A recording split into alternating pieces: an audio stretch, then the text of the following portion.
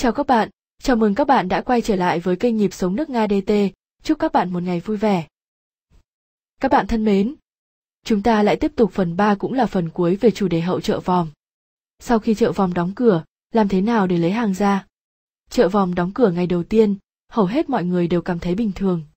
Bởi vì thỉnh thoảng cũng có ngày chợ phải nghỉ theo lệnh trên mà không hề báo trước, ra chợ thấy cổng khóa, cảnh sát đứng canh thì về, sáng hôm sau lại ra là bình thường. Chỉ tội những người sống ngay trong khu vực chợ Vòm, họ phải vội vã rời đi nơi khác, có người không kịp mang theo vài bộ quần áo. Chợ Vòm đóng cửa ngày thứ hai. Phần đông cảm thấy bồn chồn, lo lắng. Chân tay như thừa thãi vì quen lao động rồi. Thời gian như trôi chậm lại. Ngủ sưng cả mắt. Chợ Vòm đóng cửa ngày thứ ba. Ít người còn giữ được bình tĩnh. Chưa bao giờ chợ nghỉ lâu như thế. Hơn nữa, chẳng có nguồn tin đáng tin cậy nào về thời điểm chợ mở cửa trở lại. Có người bi quan. Liệu còn có ngày đó nữa không?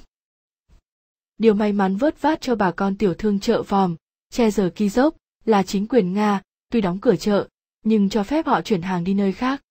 Có được điều đó là do phía chính quyền Trung Quốc, bằng nhiều động thái đã gây sức ép với chính quyền Nga, để cho các tiểu thương được phép lấy hàng ra khỏi chợ. Việc cho phép các tiểu thương lấy hàng, lúc đầu không có một lệnh nào chính thức được công bố, mà do các chủ chợ biết chắc chắn chuyện chợ không mở lại, tự động mở cửa cho các tiểu thương. Và chính quyền không phản đối điều đó. Ngày 12 tháng 7, công ty Liev là công ty đầu tiên trong quần thể chợ Vòm tổ chức cho các tiểu thương vào lấy hàng. Ngày 23 tháng 7, ông Sergei Chevlakov, chủ tịch quận Izmailov, trong một tuyên bố chính thức, cho biết tất cả hàng hóa của các tiểu thương sẽ được lần lượt chuyển ra khỏi chợ Vòm, Cherkizov cho đến cuối tháng 8 năm 2009. Ông cũng trấn an tinh thần các tiểu thương. Chúng tôi rất hiểu sự lo lắng của những người chưa được nhận ngay lại hàng hóa. Nhưng hiện nay rất nhiều người và xe, không thể cho tất cả vào chợ cùng một lúc. Vì vậy, tôi mong muốn được an ủi mọi người là, sớm muộn tất cả sẽ được nhận lại hàng hóa của mình. Theo con số thống kê của quận Izmailov, từ ngày 12 đến ngày 23 tháng 7 năm 2009, đã có hơn 3.000 người có quầy ở chợ Cherkizov nhận lại hàng hóa. Nghe tuyên bố của chính quyền và những con số đưa ra, tưởng như việc trả lại hàng không có gì trở ngại. Nhưng thực tế, việc nhận lại hàng hóa hiện nay cực kỳ khó khăn và hỗn loạn. Với những khu chợ thuộc quyền quản lý của công ty Liev, việc trả hàng theo tuần tự diễn ra không đến nỗi hỗn độn lắm. Chợ này một chủ lớn thống soái, điều khiển thống nhất và quy củ. Riêng khu vực chợ thuộc phần đất của Học viện Thể thao, bà con quen gọi là chợ KT, nơi có đông người Việt nhất, lại là khu phức tạp nhất trong việc lấy hàng ra. Đây là khu chợ có 3 chủ góp cổ phần. Học viện Thể thao, công ty Chayzik, của người Ả Rập và của một lực lượng thứ ba. Trung tâm thương mại quốc tế thuê những dãy công bán hàng của những ông chủ này để phân lại cho bà con Việt Nam. Lẽ ra các tiểu thương chỉ cần trình giấy tờ chứng nhận mình ở dãy nào, công số mấy là có thể vào lấy hàng đàng hoàng. Thế nhưng, ở đây có những thế lực tranh thủ đục nước báo cỏ. Những ngày này, tất cả việc điều hành cho các tiểu thương vào chợ đều do đội quân ngầm của họ điều khiển. Ở đây, có đến 3 đội, phân chia nhau, mỗi ngày đội mình được quyền cho bao nhiêu xe vào chợ vân vân. Mỗi đội ra giá với bà con tiểu thương cũng rất khác nhau. Ở trước cổng chợ, hàng ngày diễn ra cảnh, những đội quân ngầm thỏa thuận cho thuê xe, thu tiền vào chợ lấy hàng, bố trí đội quân cửu vạn. Có kiểu chọn gói hoặc không chọn gói. Những chủ hàng tiền nhiều, sau khi thỏa thuận giá cả, được phép cho xe tải vào tận quầy của mình để chở hàng. Họ không được quyền cho người nhà của mình xếp hàng lên xe, mà buộc phải thuê cửu vạn.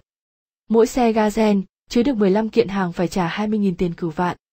Các xe lớn thì 25.000 trở lên, tiền này trả riêng.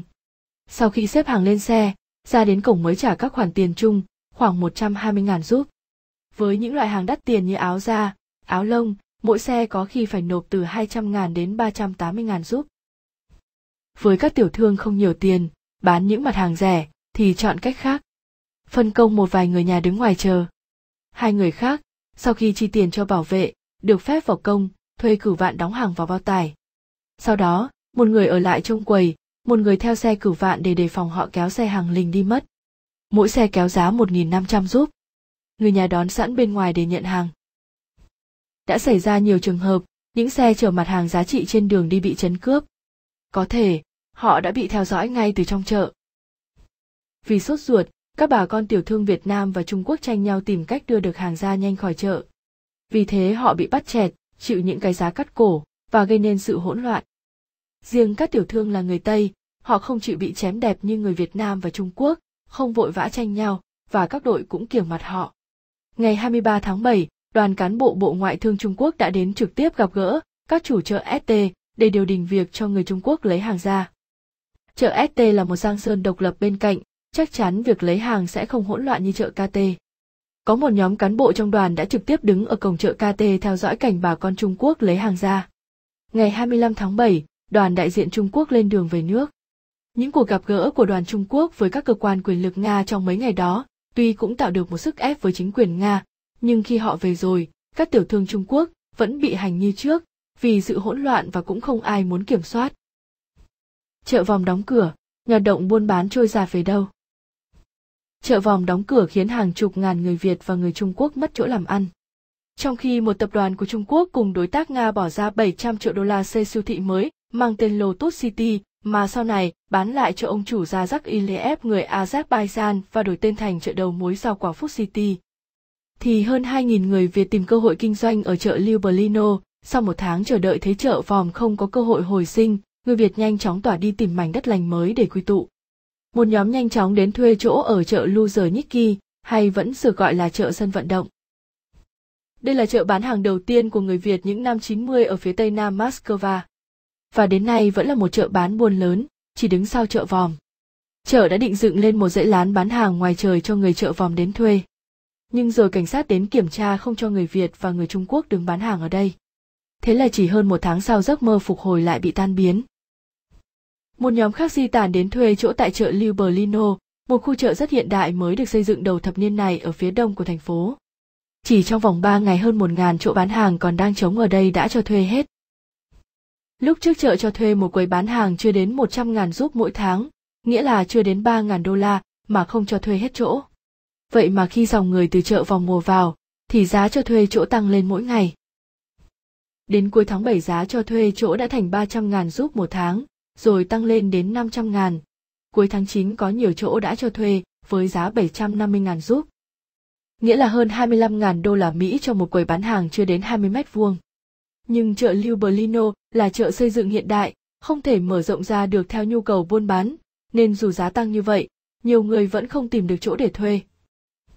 Một chợ khác mà người Việt tìm đến là chợ Sadovod, tiếng Nga là chợ người làm vườn, được người Việt gọi bằng một cái tên ngắn gọn hơn là chợ chim, vì ở đây vẫn thường bán các loại gia cầm, chim cảnh. Chợ chim là khu chợ thứ 3 người Việt Nam và Trung Quốc quần tụ về sau khi vỡ chợ Vòng. Chợ chim không hiện đại ấm áp như chợ Liublino, cũng chưa có khách hàng mua buôn đông đúc sẵn có như chợ Luzhniki.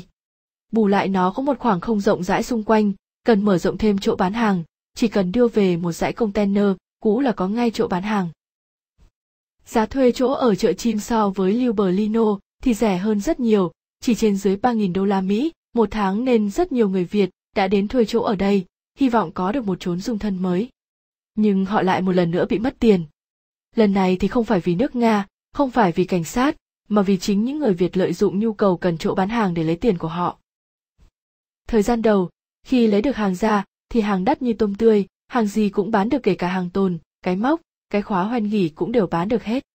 Sau khi bán hết hàng của mình, phần đông bà con đã chọn phương án gom tiền và quay về Việt Nam sinh sống. Số còn lại tiếp tục bám trụ tại các chợ Liublino, chợ chim, chợ km 19 v.v. Một số khác thì di tản đi các thành phố khác của Liên bang Nga. Chợ Liublino mặc dù có mức thuế cao ngất ngưỡng, nhưng cũng có cơ hội để vươn lên với những ai có tiềm năng và thần kinh thép, vì tại đây có nhiều khách to bà con, hay gọi là gà to, khách kéo xe tức, khách chuyên bán lẻ cũng nhiều hơn. Tuy nhiên cũng có phần lớn bà con thời gian đầu buôn bán tốt, sau đuối dần rồi hiện tượng chạy nợ, bùng nợ bắt đầu xảy ra. Mới hôm trước vẫn đi làm bình thường, công hàng còn đầy ắp, vậy mà sáng hôm sau người không thấy đâu mà công hàng thì trống trơn. Rồi quỵt nợ của nhau xảy ra như cơm bữa, nhưng cũng chẳng ai đòi được vì bà con làm ăn bên Nga quen cái cách tin nhau, khi cho vay nợ thì văn bản đều bằng mồm, nên khi đòi nợ thì chẳng có chứng cớ đâu mà đòi.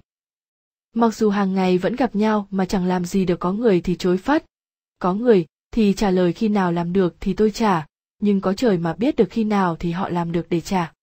Mặc dù vậy, bà con người Việt vẫn bám trụ lại nước Nga, cũng không phải vì quá yêu mến nước Nga, mà điều quan trọng là quay về Việt Nam, cũng không biết làm gì, vì nghề ngỗng không có gì, nhiều người về, không sống được lại tìm cách quay sang. Các bạn thân mến, kỷ niệm bao giờ cũng cũ, nhưng bài học có lẽ bao giờ cũng mới. Đó là sự cần thiết vô cùng cho sự hợp pháp của bà con nếu muốn sinh sống, kinh doanh trên đất nước Nga, đặc biệt ở Moscow. Cộng đồng người Việt tại Liên bang Nga trước kia ước tính khoảng 60 đến 80 nghìn người gồm những người đã từng học tập, lao động tại Nga, người từ Việt Nam sang Nga làm ăn. Kể từ khi nước Nga chuyển đổi sang kinh tế thị trường, cộng đồng người Việt đã chuyển sang kinh doanh thương mại, con số này chiếm khoảng 80% dân số của cộng đồng. Lịch sử người Việt ở Nga thật sống động, thành công và thất bại luôn đồng hành với đầy gian nan đã góp thêm sự minh chứng về tinh thần vượt khó, sự cần cù và đầu óc thông minh của người Việt dù ở bất cứ đâu.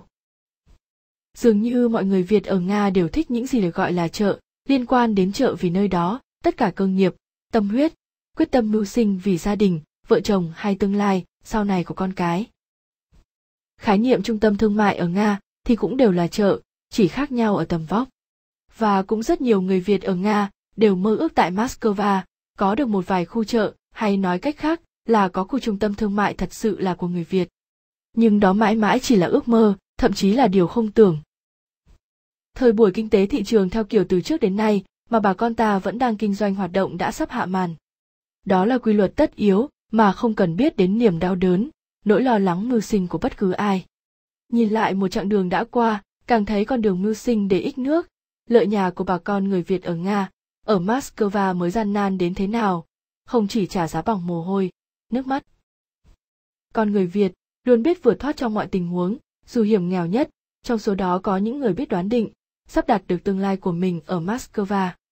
Vì vậy đã đến lúc vấn đề quan trọng cho sự hợp pháp của mỗi cá nhân, mỗi gia đình, mỗi nhóm kinh doanh ngành nghề đang tồn tại trên đất nước Nga không còn ở tầm vĩ mô được nữa. Mục đích đầu tiên và dài lâu chính là sự ổn định hợp pháp trên nước bạn của cả cộng đồng người Việt. Từ bài học chợ vòm, hay nhiều chợ khác sau đó, và hiện tại là các chợ hiện nay, thì theo quy luật chợ tan, bà con mất mát kinh tế, ảnh hưởng tinh thần. Và rồi tất cả những điều đó cũng sẽ trở thành kỷ niệm buồn. Kỷ niệm bao giờ cũng cũ, nhưng bài học bao giờ cũng mới. Đó là sự cần thiết vô cùng cho việc hợp pháp của mỗi cá nhân nếu muốn sinh sống, kinh doanh ở nước bạn, đặc biệt là nước Nga. Các bạn thân mến, loạt ký sự về chợ vòm của chúng tôi đến đây là kết thúc. Cảm ơn các bạn đã theo dõi video. Xin các bạn hãy ấn like, ấn chuông, ấn đăng ký để ủng hộ chúng tôi và xem được những video mới nhất. Xin trân trọng cảm ơn.